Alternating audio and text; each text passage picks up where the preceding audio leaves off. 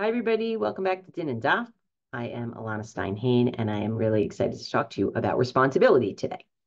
Interestingly enough, the Gemara in Bava Metzia, Lamed Vav Amud Bet, talks about a really peculiar and, I think, inspiring form of responsibility, which is what happens if at the beginning of a process, I am negligent about something, and at the end of that process, something beyond my control causes damage. Am I liable or not? And the Gemara's example is, I am a shomeret. I am supposed to be watching over somebody's animal. Because of my pshia, because of my irresponsibility, the animal was able to leave the place where I was supposed to be watching it. And it ends up in a marsh. In that marsh, it dies of natural causes. So, on one hand, I wasn't negligent as a shomeret. I did let the animal go. On the other hand, it would have died if it was in the house anyway, meaning it died of old age or died of natural causes. So that's onus. I can't control that, right? So should I be liable or not? And that is the machloket on Lamed Vav Amud Bet.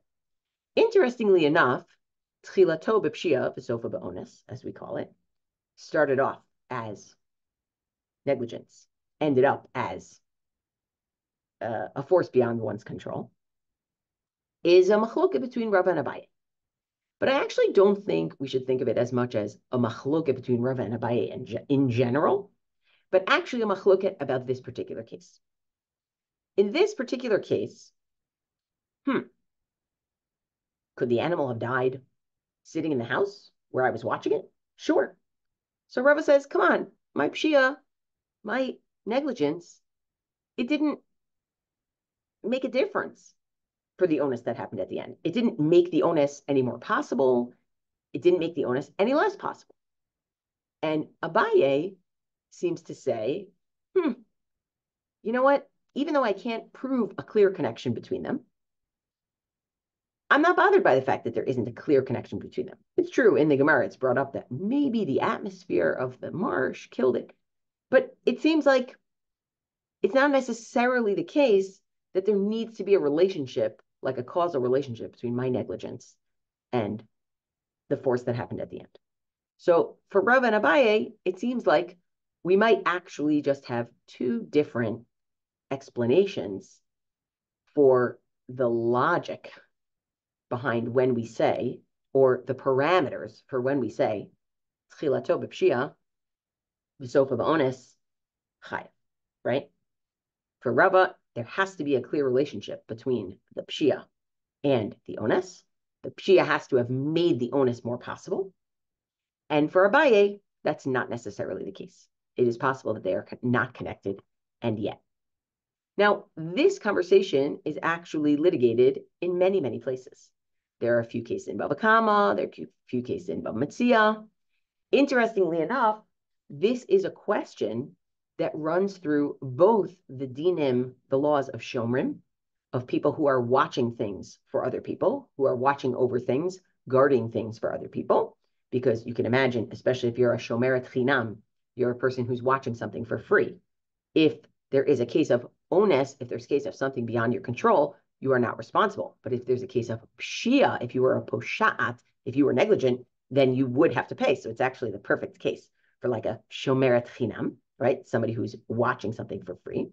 And it's also in the case of just regular nizikin, right? In the case of just regular damages, right? Like my kelev jumps off my roof. My kelev falls off my roof, right? And breaks stuff on its way down that belongs to somebody else. And it's like, that's a real case in Bava Kama. You may remember it, right? What was my kelev doing up on the roof, right? I should be worried that my kelev would jump off the roof, right?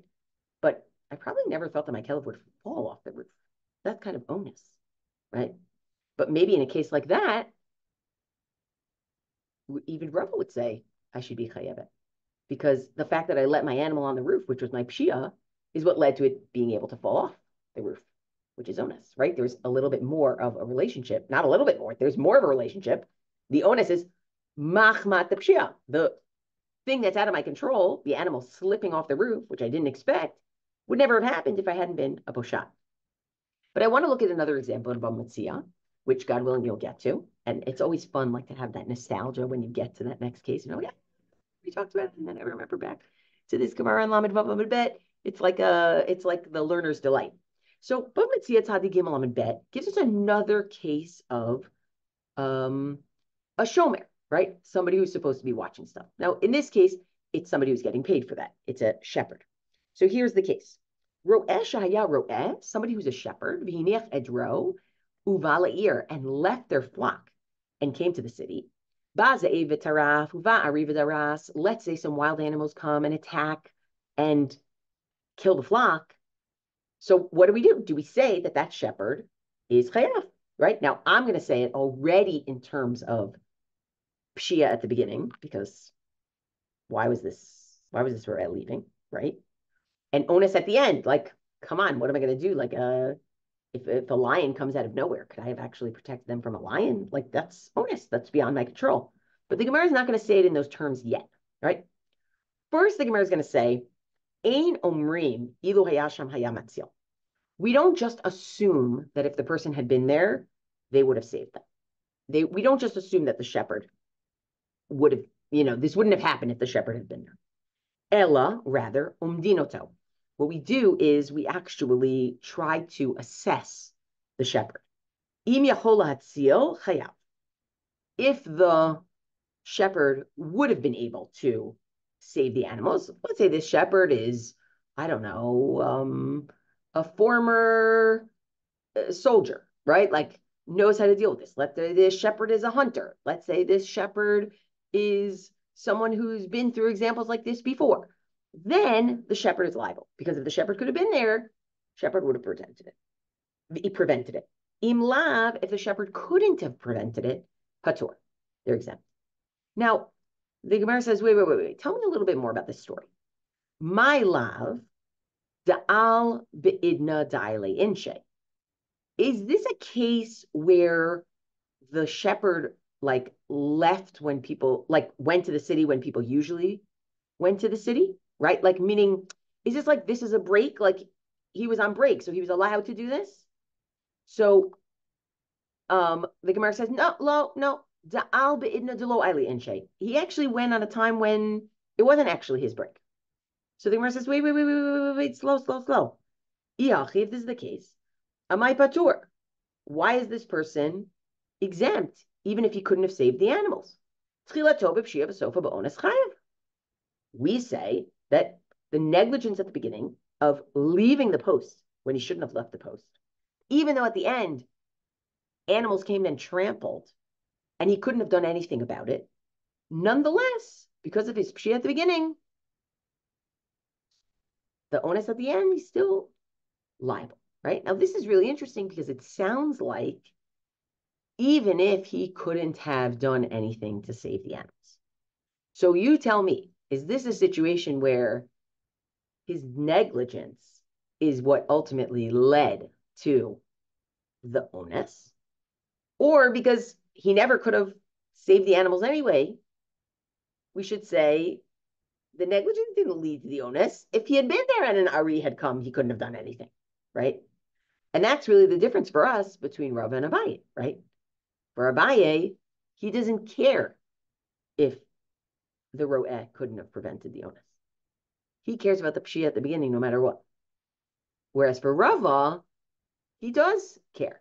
And really only if the negligence is what allowed the onus to happen. In this case, namely, the Ro'eh could have saved the animals, only then will you say that that person is financially responsible. So it's interesting, the way that the Rishonim read and paskin based on this Gemara is really reflective of this question of, does there have to be a connection between the pshia and the onus? So the Rif, for example, in the Dapei HaRif, Daf Kaf Amud Aleph, in the back of Bava Metzia, says, the Shamina Mina, what we hear from this situation, where it started with negligence, even if the onus happened having nothing to do with the negligence.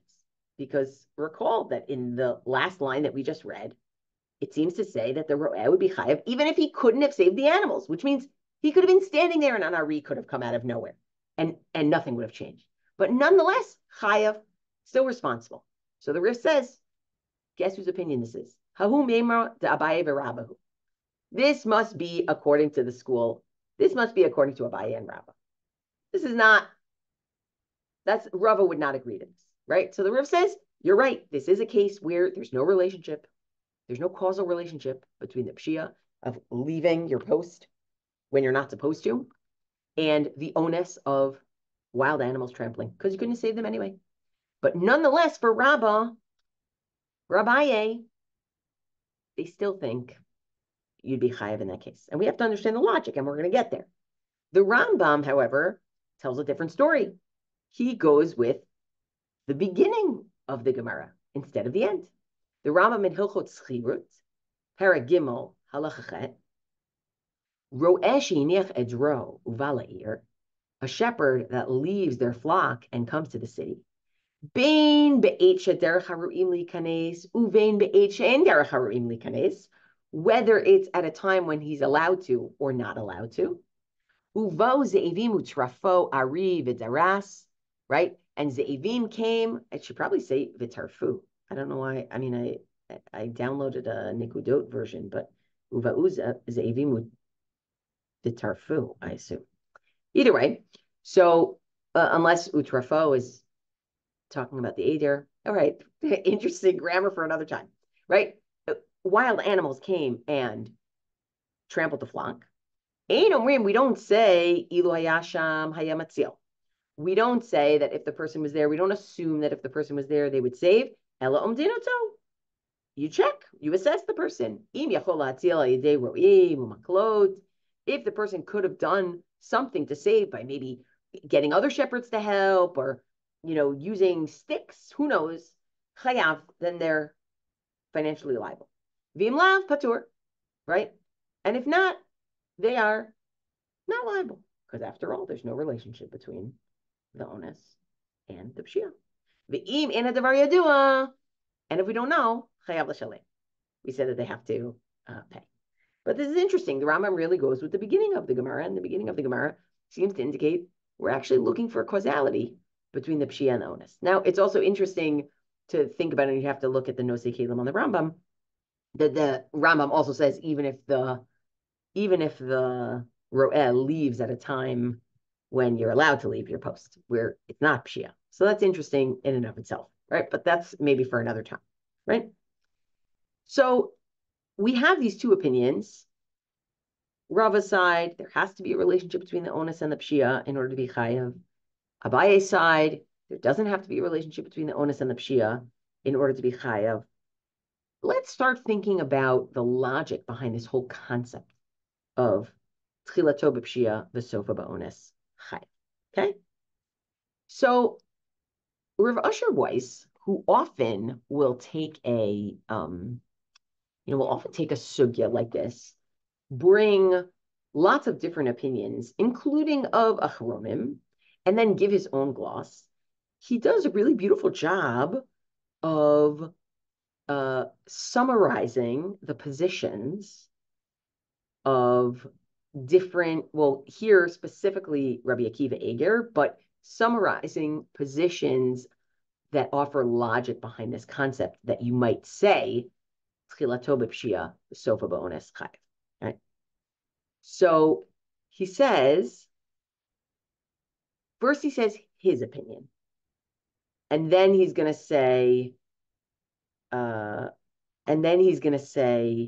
the two opinions that he's rejected for the logic. Okay, but let's read his opinion and then the two opinions that he's rejecting. We're going to talk about all three. Okay, he says, "V'hanir'eh ikar b'sugya gedola zo." Here's what I think is the principle in this big sugya. D'yesod dina de tchilato b'pshia chayav. The foundation of the law that if there was negligence at the beginning, that person is financially responsible. Hu mishum, it is because the al yedei hapshia b'tchilato, because committing that negligence at the beginning caused something. What did it cause? Because of it, haka ptur haones basof. The usual exemption of, well, something happened beyond my control, that goes away. Because of my negligence at the beginning, I lose my legal cover at the end. That's his understanding. And he's going to explain to us why in a minute, but just file that right here. Now, this is a little bit different from the usual explanations that are offered, and he's going to summarize those now as well. He says, Ve'ein hatam, I do not think that the reason is, which is code for, this is what other people think the reason is, da'kol nechshav pshia chada, that everything is considered one big negligence, that the onus is even considered one big negligence. So that's another logic that people offer. Oh, mishum de pshia rishona be'etzem mechayevet, or because the initial negligence is somehow at that moment already obligates the person, right? Almost like has a hold on their finances already from the beginning. He says, I don't think either of those are right. So I want to give us, what are our three explanations? So the usual explanations that are offered, and I mean by Rishonim, by Achronim, is that you can understand tchiltho b'pshia וסופו באונס in one of two ways. One way to understand it is to say, because of the negligence at the beginning, even the onus is actually basically considered pshia. And this whole process is one big pshia. Now, if that's going to be your logic, it makes a lot of sense that you would only make someone financially responsible if there really is a relationship between the onus and the pshia, right? If there really is, if my negligence actually did cause something that's beyond my control, but if not for my negligence, it wouldn't have happened. If I hadn't let my animal on the roof, it wouldn't have fallen off the roof, right? The logic works a little bit, it doesn't work as well, or maybe it doesn't work at all, if we're talking about a case where there's no relationship between the pshia and the onus. Because if there's no relationship, the animal would have died anyway. Then how are you telling me that even the onus is like partial pshia, right? You can't really, right? So that logic really works when there's a relationship between the two. And what it essentially tells you is, look, you set off a process in motion that eventually led to damage or death or whatever the situation is. And the process that you set off in motion was negligent on your part. And because that negligence actually caused an onus to be able to happen, we got to hold you responsible, right? So that's one logic that's in there. Another logic that's in there, which quite frankly works really well with Abaye, where you don't have to have a relationship between the onus and the pshia, is that at the moment of your pshia, at the beginning of the moment of your negligence, even though nothing happened, the animal didn't fall off the roof yet, the animal didn't die yet, no wild animals came and trampled it yet.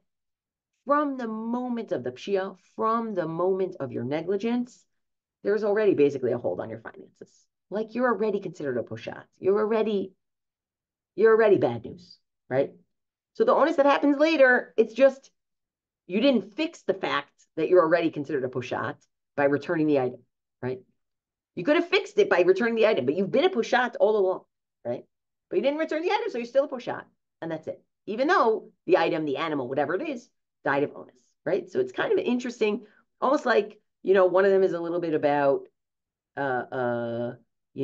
the process itself is a process of pshia, and the other one is a little bit about like you yourself have become a poshat, right? Which maybe works a little bit better in the shomrim context, because in the shomrim context, you actually have like an identity and a status, and a little bit less good when we're just talking about things getting, trampled in the street.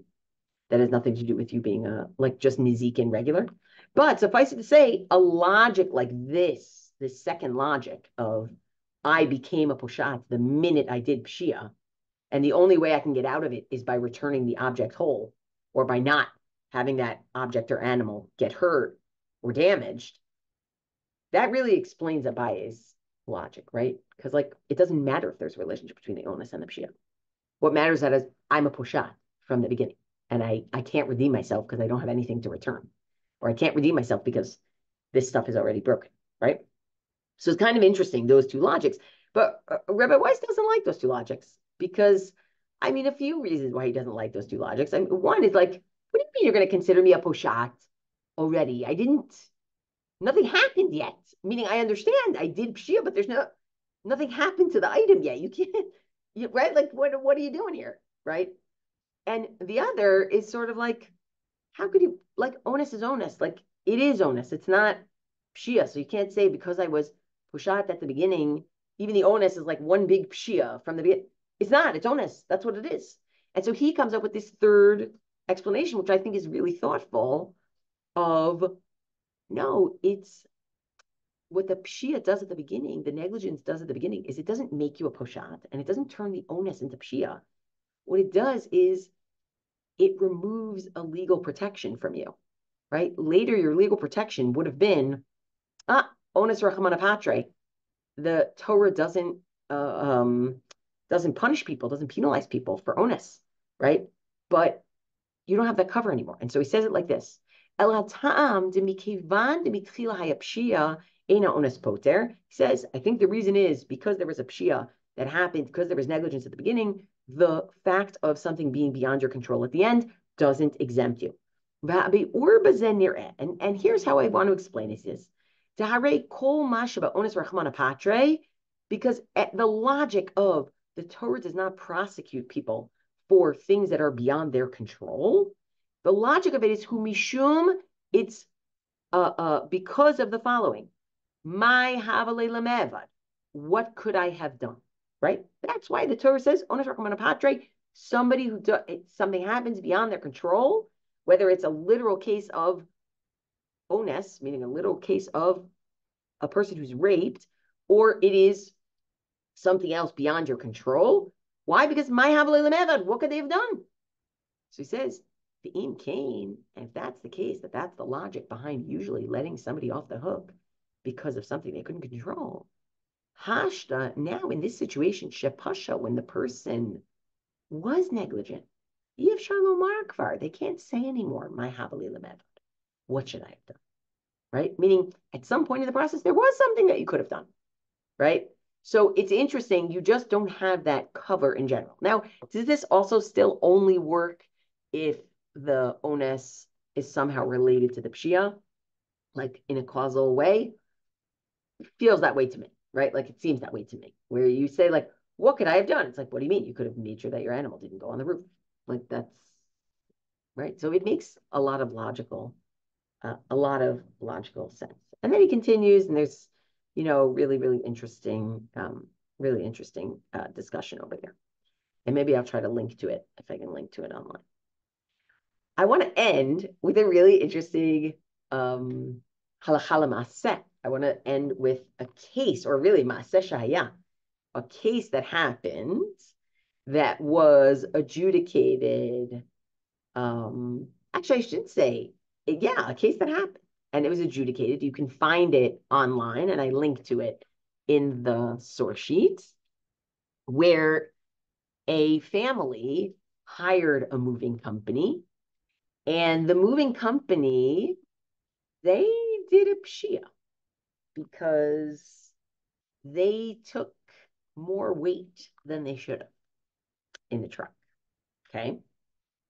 But what you would have thought would have happened, which is, I don't know, you get into some accident, maybe the stuff breaks down and it's late, something that would have happened from, having too much stuff in the truck. That's not actually what happened. Instead, what happened was there was some sort of implosion, and the engine caught on fire. And what happened was a fire was started and all the stuff got ruined. And so the question is, does this company have to pay for all the stuff, right? That was burnt, essentially. So, and they add a little thing. Apparently, there wasn't enough insurance on it, right? There wasn't insurance. So we actually need to get money from somebody to pay for these people's stuff that has been burnt. It's a great case. I mean, it's a terrible case, but it's a great case of tchilато b'pshiya וסופו באונס, right? You shouldn't be taking 3 tons on your truck if you're only allowed to take 2 tons on your truck, because it could lead to bad things. Now, nobody thought it was going to lead to a fire, right? Nobody thought it was going to lead to a fire, but that is what happened, right? And that's the onus. And so it's interesting the way that they paskin. Essentially, first of all, they rule it as a תחילתו בפשיעה וסופו באונס, right? And what they say is,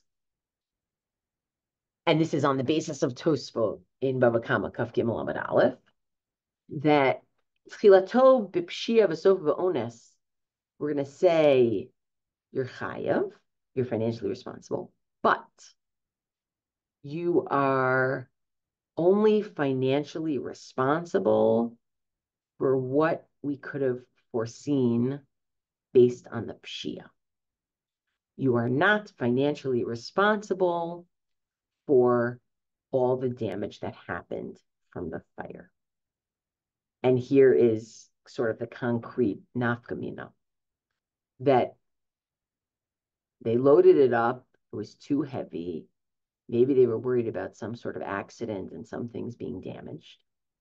But in the fire, everything got damaged. Like books got damaged, right?